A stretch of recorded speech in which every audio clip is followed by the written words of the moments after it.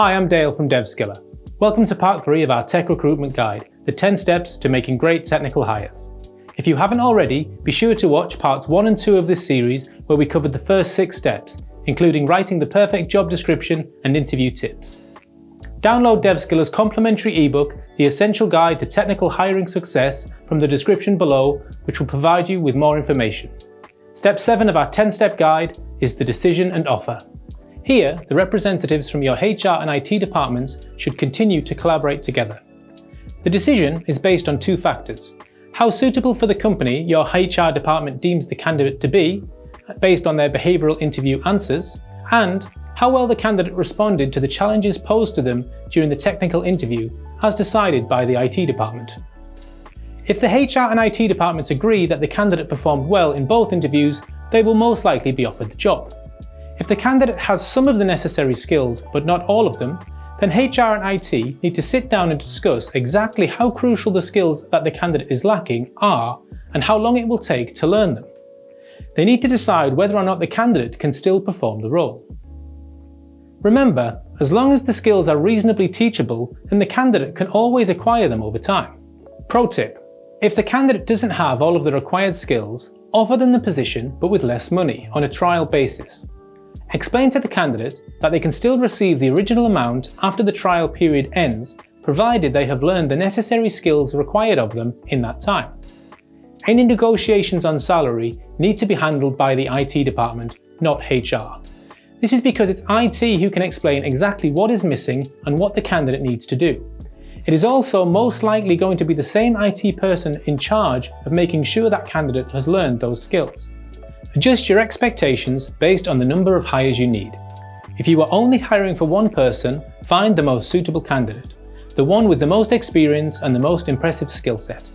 If you're hiring for more than one position, however, then you are no longer looking for the single best candidate. You are simply assessing who has the necessary skills to do the job. You need to be realistic about your chances. There is a scarcity of developers available for most roles, so you need to adjust your expectations. Step 8 is feedback. Some companies think they don't need to offer feedback after rejecting a candidate. Providing feedback is crucial, assuming the candidate wants to hear the feedback, of course. Be sure to ask first. It might be that the candidate lacked a crucial skill that kept them from getting the job. Wouldn't you want to know what it was? Without feedback, a candidate has no idea why they were overlooked. Who should provide the feedback depends on the type of feedback being provided.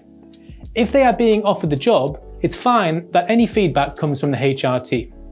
However, if the candidate has not been successful, then who provides the feedback depends on the reason why the candidate was not successful. If they were lacking in some soft skills, then HR can communicate this. However, if they were lacking in technical skills, then the feedback should come from the IT team, so they can explain in technical terms exactly what was missing.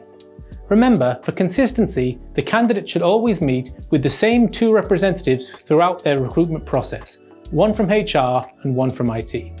Aside from being helpful to the candidate, offering feedback can actually benefit your company.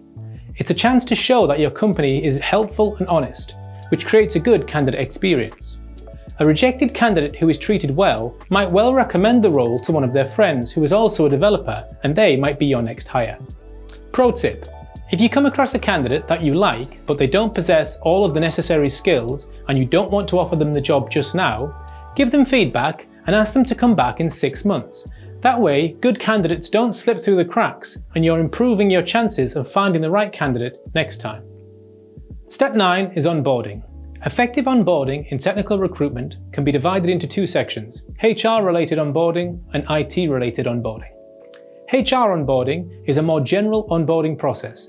It involves mainly administrative procedures, providing equipment and so forth. It usually involves providing company-wide information. Technical onboarding should be handled by the IT department. It involves making sure your new hire is familiar with the tools they'll need to do their work.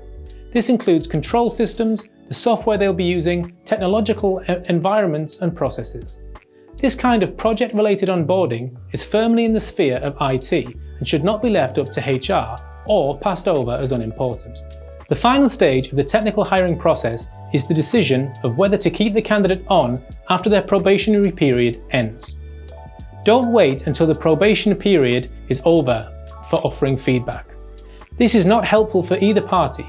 As soon as you have feedback to share with your candidate, then share it. If improvements need to be made, this gives the candidate a chance to react.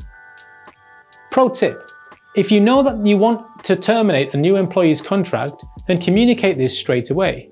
There is no point in dragging out the process if you are sure they are not right for the role.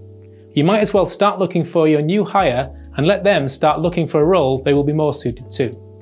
So there you have it, the 10 essential steps to making great technical hires. Follow these steps to make sure your recruitment process is effective and efficient. Remember, you can always revisit the DevSkiller ebook, The Essential Guide to Technical Hiring Success, for more information. Thank you.